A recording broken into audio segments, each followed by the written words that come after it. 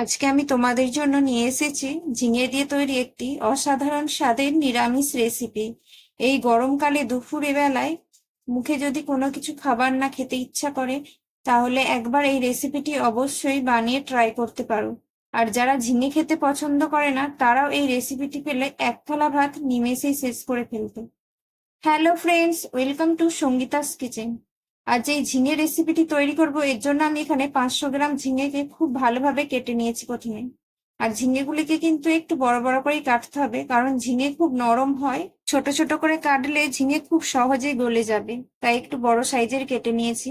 এরপর এখানে 2 টিস্পুন সরিষার তেল দিয়ে দেবো। তারপর এতে দিয়ে দেবো 1/4 টিস্পুন কালো জিরে।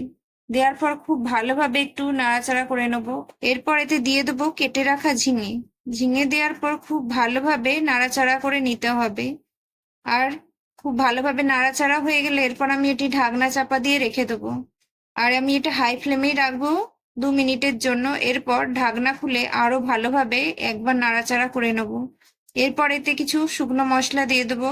এখানে আমি ব্যবহার করেছি হলুদ গুঁড়ো। আর হলুদ গুঁড়ো দেওয়ার পর আমি একবার 1 মিনিটের জন্য ঢাকনা চাপা দিয়ে রেখেছিলাম, সেটা দেখাতে ভুলে গেছি।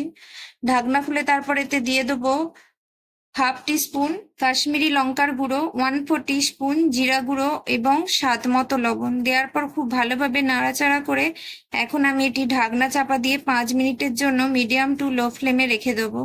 এই সময় আমি একটি মশলা তৈরি করে নেবো। এর জন্য নিয়েছি কয়েক টুকরো আদা এবং 2টি কাঁচা লঙ্কা। এখানে ঝালটা তোমাদের প্রয়োজন মতো বাড়াতে বা কমাতে পারবে। এরপর এখানে দিয়ে দেবো 2 টিস্পুন পোস্ত এবং 1 টিস্পুন চার মগজ এবং 4-5টা কাজু বাদাম। এরপর খুব ভালোভাবে সামান্য জল দিয়ে একটি পেস্ট বানিয়ে নেবো মিহি করে। তারপর ঢাকনা খুলে এই ঝিঙেটিকে আর একবার নাড়াচাড়া করে নেবো। আর এখন কিন্তু ঝিঙে পুরোপুরি সেদ্ধ হয়ে গেছে প্রায়, তাই এখন এতে পেস্ট করে রাখা মশলাটি দিয়ে দেবো। দেওয়ার পর খুব ভালোভাবে একটু নাড়াচাড়া করে নেবো, যাতে মশলার কাঁচা গন্ধটা চলে যায়।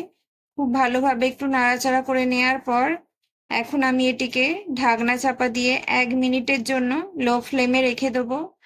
1 মিনিট পর ঢাকনা খুলে এটিকে আরেকটু নাড়াচাড়া করে নেব। তারপর ওই মিক্সির জারেতে অল্প একটু জল দিয়ে ভালো করে মিক্সির জারটা ধুয়ে দিয়ে দেবো। এরপর এটিকে খুব ভালোভাবে নাড়াচাড়া করে মিশিয়ে নেব। ভালোভাবে নাড়াচাড়া করে মেশানো হয়ে গেছে এখন। এরপর এতে দিয়ে দেবো 1/4 টিস্পুন চিনি। নিরামিষ রেসিপিতে সামান্যতম মিষ্টি দিলে রেসিপি কিন্তু খেতে অনেক বেশি সুন্দর হয়, তাই এতে আমি খুবই সামান্য পরিমাণ চিনি ব্যবহার করেছি। এরপর এইটিকে ঢাকনা চাপা দিয়ে 1 মিনিটের জন্য রেখে দেবো। 1 মিনিট পর ঢাকনা খুলে দেখুন আমাদের এই রেসিপিটি এখন পুরোপুরি তৈরি হয়ে গেছে। এই রেসিপিটি তোমরা একবার অবশ্যই বাড়িতে বানিয়ে ট্রাই করতে পারো। গরম ভাতের সাথে এই রেসিপিটি থাকলে আর কোনো কিছুই লাগবে না। এই রেসিপিটি এতটাই টেস্টি হয় যে মাছ মাংস খাওয়া ভুলে যাবে। শুধু এই রেসিপিটি একবার বানিয়ে অবশ্যই ট্রাই করো। আর আমার রেসিপিটি ভালো লাগলে ভিডিওটিতে লাইক, কমেন্ট, শেয়ার এবং চ্যানেলটিকে সাবস্ক্রাইব করে পাশে থাকা বেল আইকন প্রেস করে দিও, যাতে আমার ভিডিও নোটিফিকেশন খুব সহজেই তোমাদের কাছে পৌঁছে যায়। আজকের মতো রেসিপিটি এখানেই শেষ করছি। দেখা হবে অন্য কোনো নতুন রেসিপি নিয়ে। ভালো থাকবেন, সুস্থ থাকবেন। ধন্যবাদ।